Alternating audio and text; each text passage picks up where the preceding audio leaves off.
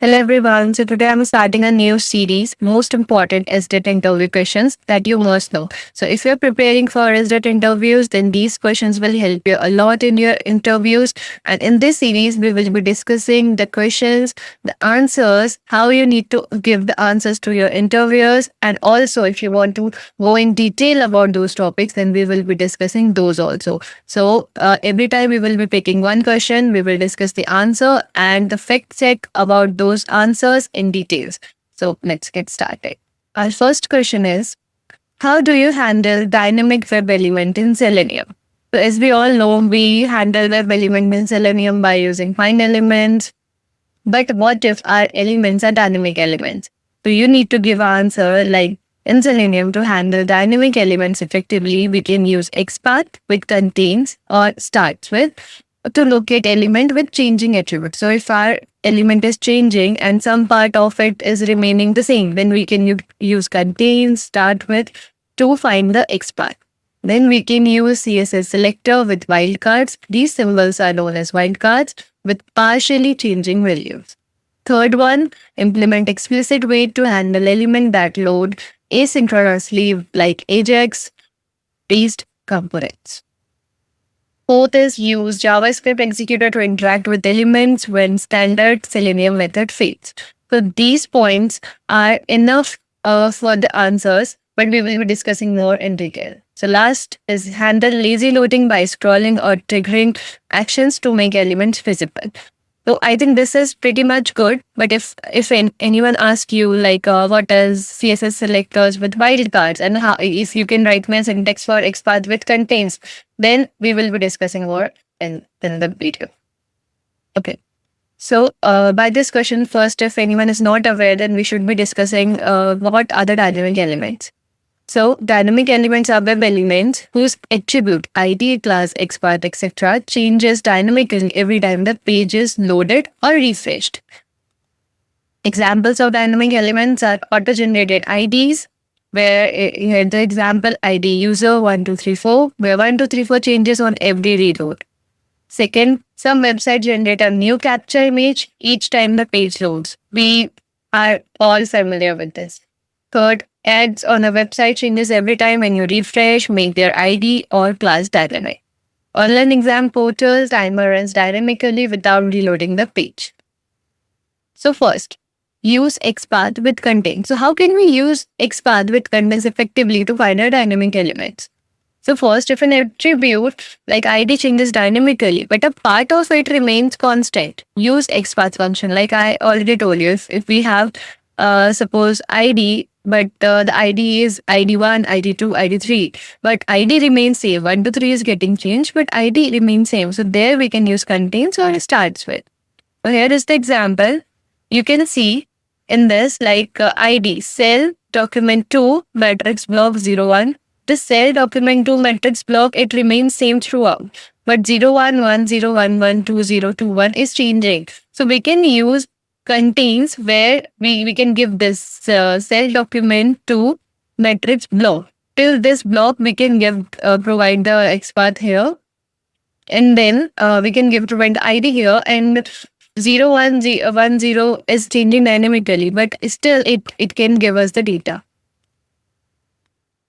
Second, use CSS selector with wildcard. So first, what are wildcards? CSS selector with wildcard help identify dynamic elements when attribute like ID or class changes partially. They allow pattern-based selection instead of using a exact way. Likewise, we have used in XPath, same we are doing with CSS selector. So wildcards are nothing but these elements. So if we are using this, then it will tell us, give us the element that it starts with. And if we are using this dollar sign, this will provide us the matches where it ends with. And if we are using this, then we can use it as contains. So here's a syntax driver.find element by CSS selector ID. This sign represents it starts with. So if ID starts with submit, then click. And if ID contains user, then click. So these are the examples. And why we use CSS wildcards, that it is because it handles dynamic attribute easily, no fixed, no need of full XPath, simple and fast return XPath expressions, works well with modern front-end framework like React, Angular, Vue, etc. So this is all about using CSS selectors with wildcard. Third is implement explicit wait for Ajax elements that takes time to load. So many of us are familiar what are Ajax elements. Those who are not, for those, Ajax elements, first of all, Ajax stands for asynchronous JavaScript and XML.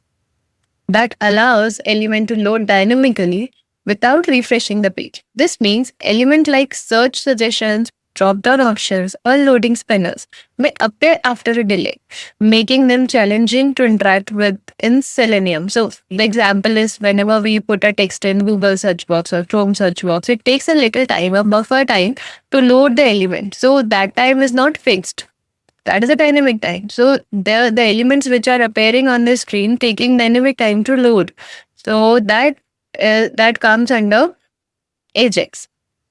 So Ajax-based elements that appear after asynchronous requests like search suggestion, like I have discussed right now.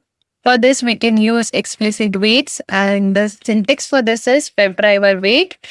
Wait, here we are using wait as a variable, then new WebDriver wait driver, and we have to give the duration in seconds. We can give here, we can change this of minute, of hours, and then we can give a second or number here. After that, web element, and then we can use this wait here. Wait dot until our expected condition meets. Expected condition, what is expected condition? Visibility of particular element by ID dynamic element. We can give the expert of that dynamic element, and then we can perform our choice of operations here. And here the question arises is, if we are using waits only, like we are waiting for those elements to load, then why we are not using implicit wait, and why we are not going for fluent wait? So the reason is, first of all, what is implicit wait? It's a default waiting time for all the elements in the script. If an element is not found immediately, Selenium waits until the timeout before throwing an exception. On the other hand, what is explicit wait? It waits for a specific condition. Here it is waiting for a specific element, but here it is waiting for a specific condition to meet, like visibility, clickability, or precision. It is applied only on a specific element, not globally, but on the other hand, it is applied on a global basis. It checks repeatedly until the condition is met or timeout occurs. Problem with Ajax. Implicit wait only waits for the presence of element in the DOM. It does not wait for visibility, clickability, or text updates, which are common in Ajax-based element. If an element is present but hidden, Selenium won't wait for it to appear fully. So these are the problems with implicit wait. That's why we are not using. It will not wait to be that element visible or it is clickable. It will not check whether a text is updated or not. So that's why we are not using, because the problem finding Ajax element is this only. Like we have to wait till the element is visible. So explicit wait is the ideal approach, because it will wait for the element to be visible. It will wait until the element is clickable. It can wait for the text to change. Now, fourth one, use JavaScript executor for hard to interact elements. So when we are not going with our basic approaches and we're not able to find with those approaches, then we can use JavaScript executor also. So for this, we have to give this syntax: JavaScript executor, JS, JavaScript executor driver, JS dot execute script. Then we have to pass here what we want to perform, and the element ID we have to pass here. Then we have lazy loading elements. Lazy loading elements are like e-commerce sites. So if I'm not scrolling, then it will not load the elements which are below the DOM, below the screen, which is visible to me. So e-commerce site like Amazon load products only when you scroll. These elements don't exist in the DOM until scrolled into view.